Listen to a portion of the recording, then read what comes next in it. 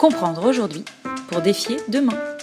Droit et justice, économie, santé et bien-être, sport, société.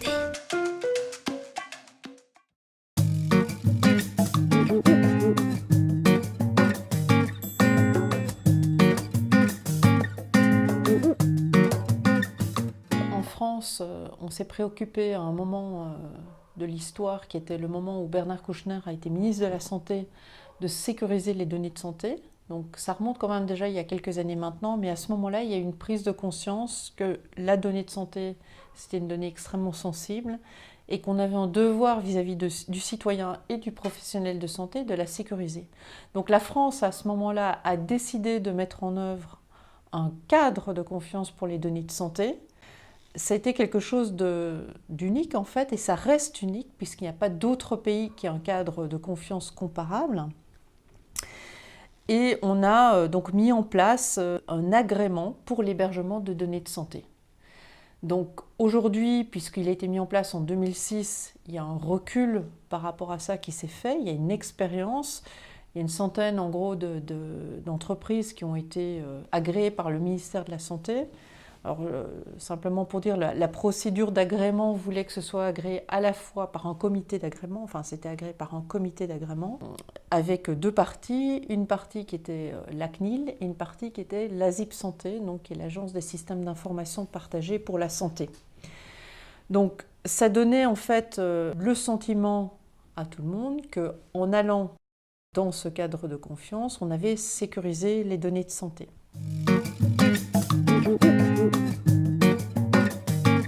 L'expérience est importante parce qu'en fait, entre la volonté de départ et la réalisation, on s'est rendu compte qu'il y avait un écart.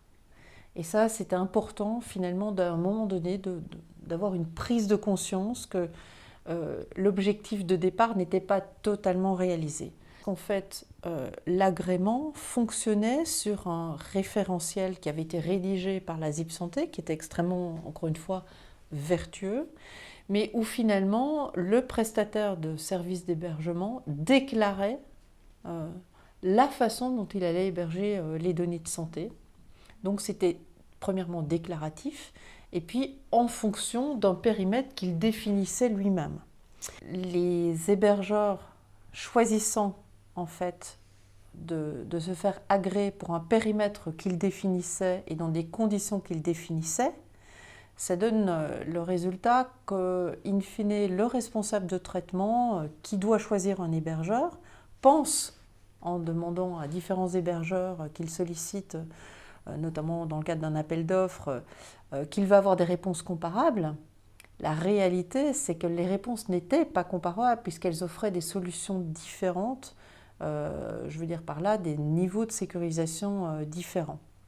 Donc, le responsable de traitement devait comparer des choses qui étaient in fine incomparables.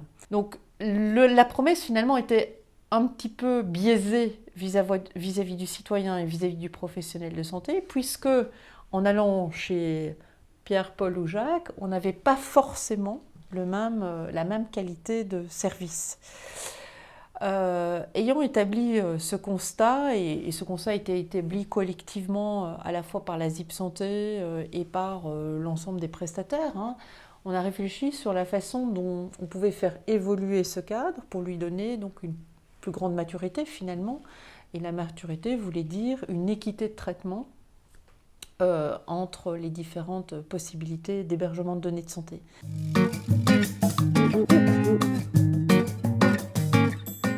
Ce qui a donné lieu au décret qui vient d'entrer en vigueur, qui fait passer cet agrément à une certification. Donc ça veut dire que là, pour le coup, on a une couche de service uniforme qui est identifiée. Ce n'est pas un service qui est déclaratif.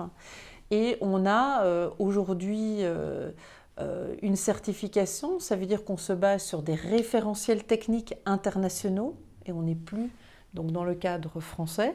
La certification met de l'ordre là-dedans, puisqu'elle propose des couches de services qui sont claires et définies, et sur lesquelles on sera ou non certifié, et donc on pourra ou non proposer des services, mais comme ils sont basés sur ces certifications, ils seront comparables. Et on a une certification, qui dit certification, ça veut dire que c'est audité par un tiers qui va venir constater que effectivement le prestataire de services d'hébergement répond bien à l'ensemble des normes déjà et à l'engagement en fait qu'il a donné. Donc on a quand même acquis avec ce passage entre l'agrément et la certification ce que j'appelle moi vraiment une maturité dans la sécurisation des données médicales à caractère personnel. Et puis la dernière chose, c'est que la partie applicative qui ne pouvait pas rentrer en l'état dans le cadre de cette certification, elle est traitée, elle va se traiter finalement contractuellement puisque l'hébergeur ne sera plus autorisé à héberger des applicatifs qui ne répondent pas au cadre de la politique générale de sécurité des systèmes d'information santé, la PGSSIS, et donc seront exclus de facto d'un cadre d'hébergement.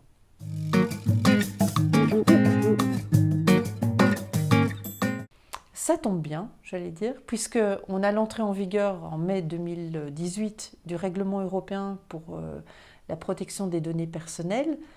Et je ne vais pas dire que la certification pour l'hébergement de données de santé répond à la totalité de la demande du règlement européen, mais quand même contribue très largement à l'atteinte des niveaux de sécurisation qui sont exigés par le règlement, enfin en tout cas par le cadre de confiance. Donc finalement la France a mis en place quelque chose d'unique et j'allais dire de local, et aujourd'hui la perspective c'est quand même...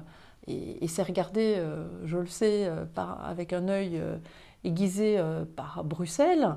Elle est passée maintenant de facto à une certification qu'on peut appeler d'international. Donc ça veut dire que Bruxelles regarde ça en se disant peut-être que ce modèle français peut aujourd'hui être déployé au niveau européen. Et on m'a souvent posé la question, est-ce que ce cas n'est pas restrictif ? Eh bien, ce qu'on a constaté, c'est qu'il y a quand même beaucoup d'entreprises qui ont choisi d'héberger leurs données médicales à caractère personnel en France pour justement bénéficier de ce cadre de confiance qui fait partie d'une promesse au client qui est quand même importante. Donc la France a réellement, avec cet hébergement de données de santé, montré le chemin, je pense, un chemin vertueux vers une utilisation en confiance des données médicales à caractère personnel.